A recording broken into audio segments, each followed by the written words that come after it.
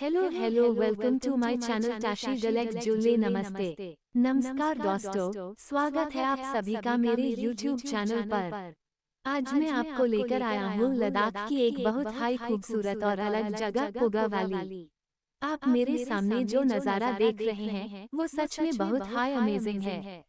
एक तरफ दूर दूर तक फैले हुए लद्दाख के सूखे और भूरे पहाड़ हैं और दूसरी तरफ जमीन पर हरी हरी घास और छोटे छोटे पानी के नेचुरल पॉन्ड्स दिखाई दे रहे हैं। इतनी ऊंचाई पर ऐसा हरा भरा लैंडस्केप देखना अपने आप में एक अलग एक्सपीरियंस है।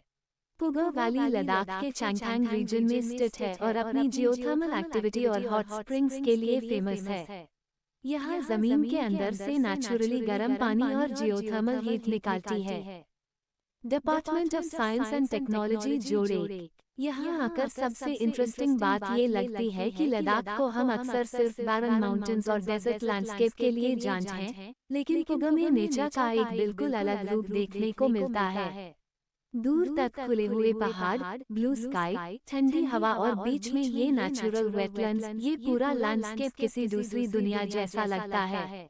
और दोस्तों, पुगा सिर्फ टूरिज्म के लिए हाई इम्पोर्टेंट नहीं है।